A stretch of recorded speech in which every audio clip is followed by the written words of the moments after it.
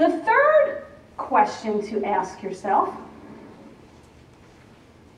is, what is your allotted time? Allotted time. In other words, how long do you have to speak? Now, in Toastmasters, aren't we really good at creating 5 to 7 minute speeches? In your real life world, do you have to give talks and presentations that are a little longer than 5 to 7 minutes? Have you ever said to yourself, I can't grow a 5 to 7 minute speech into a 20 or 30 minute presentation? Have you ever said that to yourself? Yeah, well, you don't have to. You don't have to, because if you look at your handout, you see a little arrow with an opening and then modules and then a close. If you look at those modules, a module is a 5 to 7 minute speech.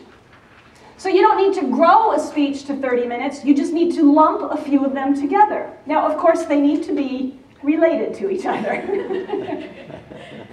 That helps.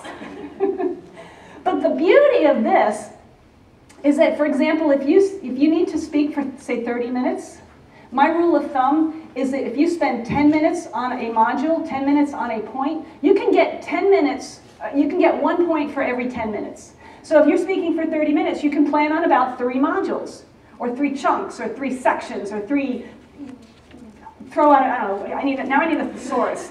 Throw out another word. Modules, it just, I'm from NASA. Modules is just a buzzword in our world.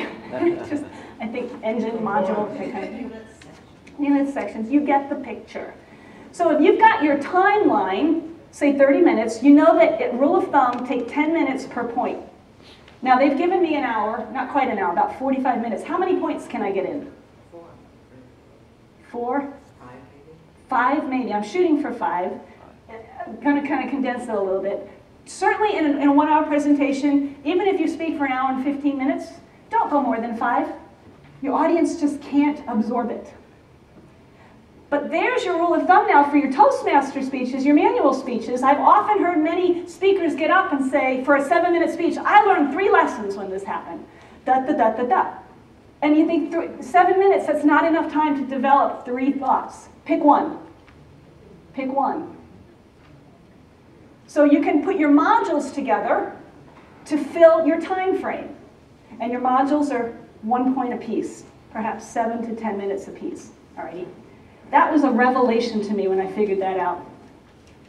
It made it so much easier because now I could just focus on one module at a time. I could develop a thought, develop a point, craft the ingredients that go into it, which I'll get to in a second, craft the ingredients and almost have it as a standalone speech. Put that one aside, work on the second point, the second module, the second chunkule. Put that aside too. Chunkule, not a word. You too can be a rocket scientist. You see, that's the other thing. I mean, my background is engineering. I am a rocket scientist. Former life was a rocket scientist for NASA. Now, you may be like, wow, that's impressive. It just means that when I do something stupid, and somebody says, what are you, a rocket scientist? I can say, yeah. There goes that theory. Now, the beauty of having this module system, this knowing what your allotted time is that if you've got these modules, and I won't talk too much about the transitions in between because that is a whole other topic, but when you've got your modules set up and your time frame gets crunched for whatever reason, the speaker ahead of you goes too long, lunch goes too long, there's a fire alarm and the whole building empties, whatever it is, which that has happened to me. Another speech. And you've got, suppose you've got 4 or 5 modules and now your time frame has been crunched to 30 minutes. What's the solution? Cut out a module. Pull out a module. Pull out a module. The audience doesn't know the difference. You may have some callbacks from one module to the other, but you can edit that almost on the fly. You don't have to recraft your entire speech. You don't have to talk faster to get the whole speech in there, because now you only have 30 minutes, and you have to do this, now you have 30 minutes, you gotta talk faster! Have you ever been in a speech that they talk faster to squeeze it in? Craig Valentine says that when you squeeze your information in, you squeeze your audience out. So resist the temptation to talk faster. I do speaker training workshops. Who's been to one of my workshops? I see a lot of familiar faces that have been to my workshops. One of the things that I talk about heavily in my workshop is speaking speed. Now, I'm from New York. We do everything fast. We talk fast, we move fast, we drive fast. It has always been a struggle for me to learn to slow down. Because the beauty of slowing down is actually it's a physiological thing that happens in the listener's brain. It's like pouring warm pop into a glass of ice, especially diet root beer. Works best with diet root beer. Ask me how I know. I love A&W root beer. You take the warm pop, you pour it into a glass of ice, and what happens? Yeah, first of all, it foams up, and then it takes forever for it to slow down. That's the same thing that happens in your brain, in the listener's brain.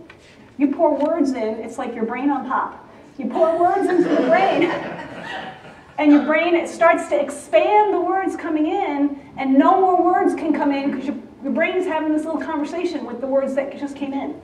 So you need to let your audience have time to let the foam diminish. There's a good word picture for you. I'm looking at y'all, I see foam. You're looking a little foamy. But in my workshops, I talk about speaking speed. Do you know your speaking speed? Does anybody know your speaking speed in words per minute? No? I would say, Phil, I know you do, because we've talked quite a bit about this when I was helping him with his speech. And I say I helped you, I didn't. I just listened and nodded and smiled a lot.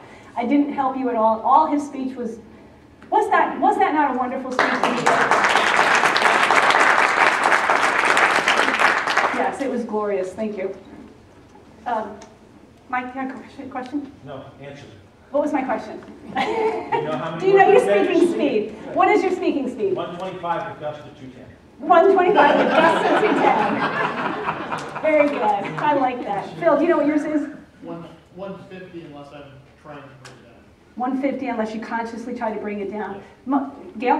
130. 130. Okay. Now, that's pretty average. 125 to about 150, 160 is pretty average. On paper, here's a rule of thumb that I like to use, and this is for your own benefit or your own, take it for what it's worth. On paper, I like to have my speeches written out, word for word. I may not deliver it word for word, but at least I have it written out. On paper, 100 words per minute, which sounds really slow if I were to speak at 100 words a minute. I would start to watch heads fall to the lap and bodies drop out of the chair. Why would I make it 100 words per minute on paper? Adrenaline? No? Good answer, but no.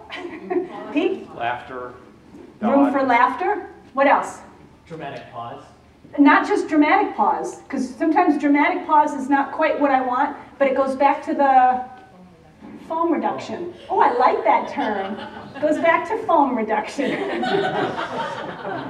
You need to leave room for laughter and foam reduction. I'm going to coin that phrase. Thanks, Jen.